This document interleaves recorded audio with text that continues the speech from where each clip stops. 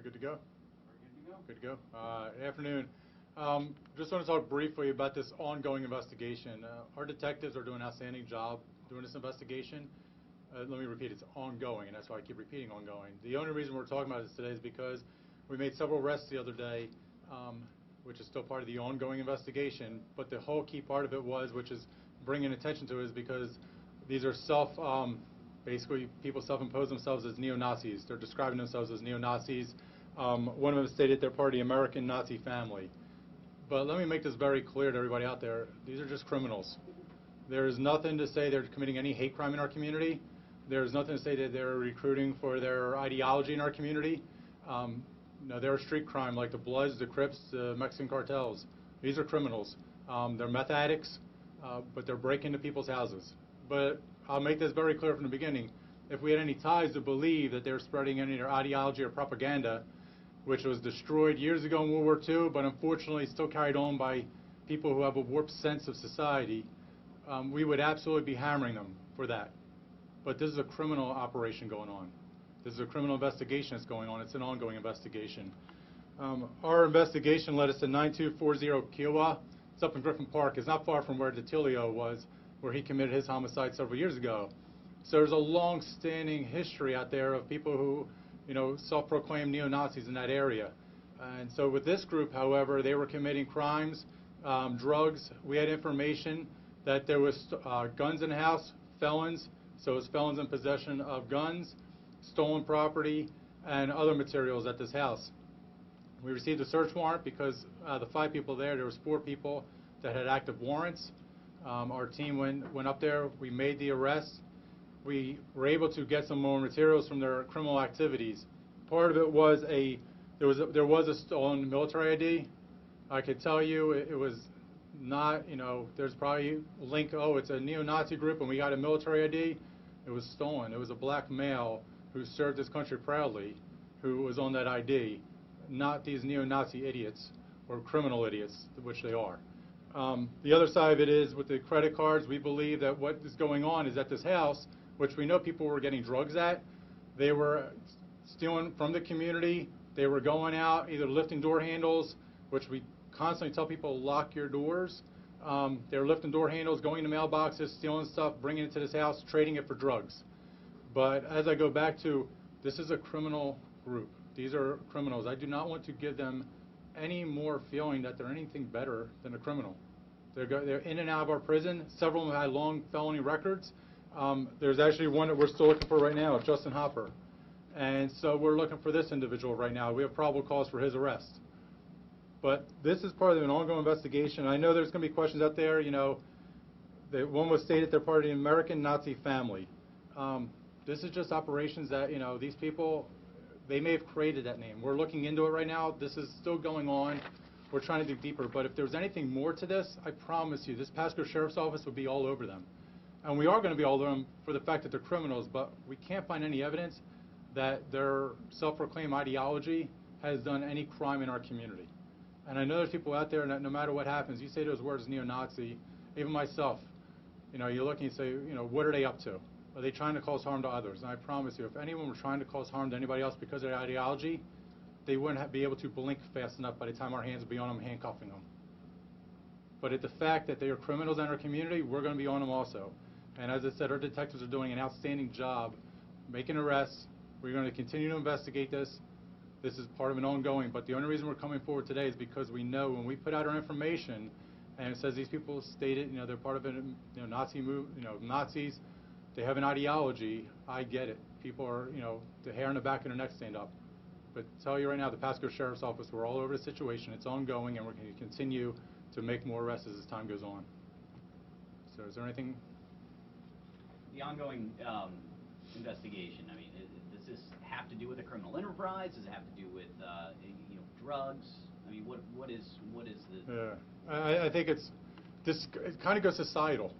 You're dealing with areas where Griffin Park, Moon Lake. We're dealing with areas in our county that have a consistency of, unfortunately, people have a substance abuse issue. Because of substance issues, they commit crime. We have generational issues where people are in and out of our jail. Families, generations from grandparents down, have been in and out of our jail for years. So this criminal enterprise that we're talking about, this is basically the street crime, the property crimes that are going on. But it gets very dangerous when you're talking about stolen guns. When you have guns that, are out in this community and, the guns that could have been used to shoot somebody else for criminal, because of criminal activity, the hair on the back of our neck always stands up when you're talking about guns in a situation. But at the same time, these are people that, are good, law-abiding citizens in our community. Their cars are being broken into, mailboxes being broken into. These are things that, that's why we're investigating this crime. But this has to do with drugs, meth, opioids. It has to do with, people who they've lived, we talk about intelligence-led policing. 6% of criminals commit 60% of the crime. You're absolutely dealing with the 6% here. So we're going after that 6% very hard. Corey Davidson, Channel 8. Any idea about victims of identity theft with all these IDs and stuff that were stolen? Yeah, and that's still part of the investigation. As I said, we got these IDs now. There was several cards that we've received at this house, and I'm not even calling it a house. I want to thank County Code Enforcement. They came out there with us. I can tell you our detectives were having a hard time moving around.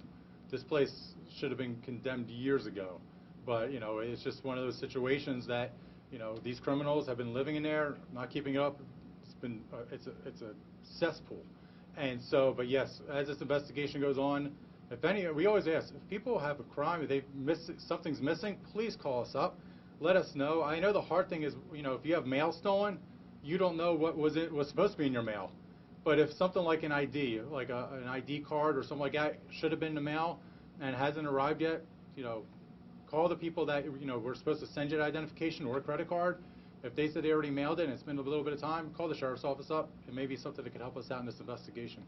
What about this man that you guys are still looking for? How is he linked to these other people? Oh, he's literally part of this whole operation of stealing cars, guns. Just that's 6% of criminals that commit 60% of the crime. The only thing was he was laying his head. He was sleeping somewhere else yesterday, and so he wasn't there when we were going to get him. But I promise you, we'll catch him. Okay, so he lives there. He lives there. Well, yeah, living there is kind of a loose term. Just kind of like just drifting from one criminal spot to another. That's pretty much describes what they do. Do you know how long they lived there for? That I'm unaware of. Okay. And is there any connection to the Teague Street incident in 2006? Oh, with the Tulio? Yeah. Yeah, there's nothing that shows that. The only thing that's consistent in Griffin Park is that there's been, everybody knows that they've had the neo-Nazi flags. You can see that in that area. It's just an area that, unfortunately, that has been allowed to, that ideology or that, belief system, just that's what they do right there. And our job is to go in there and enforce the law. And when they commit crime, we're going to absolutely enforce that law. The other side of it, too, which, when you're dealing with criminals, the 6% of criminals that commit 6% of the crime, they go to prison. And anybody who knows anything about prisons know that, people break off into different groups. And a lot of the white prisoners, they end up going to Aryan Brotherhood. And if they're constantly in and out of, prison, they end up taking that, to the street. And it's not to say that, they're going to be Klansmen or they're going to go out there, but at the same time, they have that Nazi flag and they, because they know they're going to go back to prison at one point. So they have to keep that ideology going, and they just say, I'm a neo-Nazi, I'm Aryan Brotherhood. So, but at the same time, it's not the ideology really that probably pushes them. It's more that they're just criminals. They're drug addicts and criminals, and they push these drugs on good people in our community. So the two confirmed gang affiliation, those were AB. I can't confirm they're AB. But I'm just giving a whole Okay.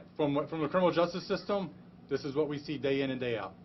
They probably could be AB. I mean, if they go into prison, I wouldn't be surprised if they link up with the Aryan Brotherhood. They already have Nazi symbols on them tattoos. So, but this is like basically what we deal with in the criminal justice system. This was a neo-Nazi gang. No, I wouldn't call. No, this is. Okay, just gang. No, this is a gang. Okay. Some of them confess to be neo-Nazis, and they self-proclaim themselves to be neo-Nazis, but it wasn't as if they were a neo-Nazi group that says we're committing these crimes because we're neo-Nazis. These were street thug criminals who happened to be neo-Nazis. I know sometimes it can be very confusing when you're trying to explain it and put it out, but their ideology wasn't pushing their crime. It wasn't as if they were committing these crimes to store up money to push their ideology. These were people that are criminals who have an ideology probably to protect themselves when they go into prison. How long has this ongoing investigation been going on? It's been going on for a little bit, and I just don't want to get into too much of those details because it's still ongoing, Okay. and there's people that are still working this case right now. Any idea if maybe this neo-Nazi, whatever they had going on, was connected outside the county, maybe to other groups out there, or? Criminal-wise, yes, we know that Hernando County, we got one of the vehicles that was stolen out of Hernando. But as I go back to these are criminals. These are meth heads, drug addicts, opioids. These are people that are addicted to drugs or criminals. And that's just their life. It's unfortunate. We live in a society that they were just unfortunate. They're criminals. These are pure criminals. I wish to God they would change their lives. I think people should pray that these people would change their lives, but they've shown a pattern. Their pattern is they commit crime. They're not going to change tomorrow when they, ever get released or whenever they get released and say, you know what, I'm going to go get a 9-to-5 job and work my butt off. These are people that have consistently shown that they are going to commit crime. So if they don't return to our community, it's a better day for all of us. Were they, with the IDs, do you think that that's just what they were taking along with the stuff they were stealing, or was there any purpose why they had, because these were real IDs of real people? Right. I think it goes back to, we have numerous cases where people steal IDs for credit card theft, and then they try to make fake IDs to buy stuff with.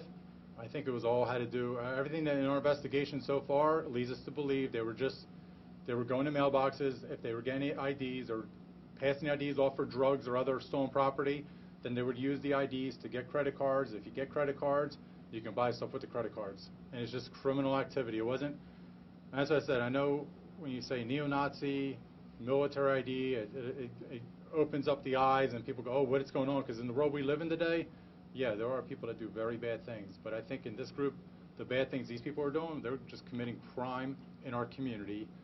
Burglaries, stolen vehicles, and in this case, they had stolen firearms. And they were trading different things for drugs. That's what people, they trade drugs, buy drugs, guns go one place to the next place, and money is bartering system. This is the criminal enterprises that we deal with. Weren't you all in the house? I was actually the case detective. I didn't physically go inside.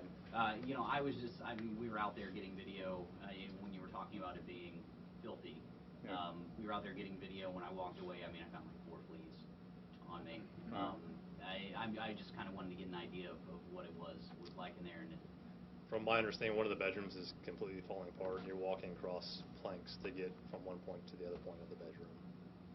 So, but like I said, I didn't go inside. So. How many stolen vehicles are involved in this case? There's 2 at the window. One we recovered, yeah. but previously there was others that we know that were there. However, we didn't actually get to make an arrest on those. How many others do you know? There's a motorcycle and then another vehicle. Okay, thank you. So they have all these prior arrests and convictions. Or if they're convicted in this case, is that enough to keep them away, keep them locked up for a while, or are they going to be back out there again and commit another crime? Right. Well, it all depends on if they plead or if we have to go to trial with it. If they plead out, and it also depends if our if federal partners want to get involved in this investigation to see what happens. So, as I said, as part of an ongoing investigation, people are probably going to provide us information. It all depends. But in all reality, is these individuals, as I said, I always say, I think anybody would want the best for anybody. I think any human being would say, I wish people would change their lives for the better. But in the grand reality of what we deal with, these are criminals. They're going to live their lives in and out of prison, committing crime. They've shown that pattern consistently, and I think our society is probably better with these people locked up. And the gun, how many weapons were found? We recovered 3 firearms and then 1 assault rifle. Okay, were they all stolen, or do you know? That's still ongoing. One of them, the serial number is scratched off, so it's unknown at this point. Okay. The assumption there would be Correct, that it was stolen. All right. The arrest report did say something about opiates, but didn't say exactly what the opiates were, how much. That was a very small amount of opiates. Very small amount. Yes, Sort of ma'am. like heroin, or. That's Yeah, it's going to be sent off just to confirm that it was, which substance it was. At the same time, that's what I say, we got what we got at the time when we hit the house. You don't know what passed through the day before, the week before, so that's what I said, when you see a little bit amount, that means there must have been something more.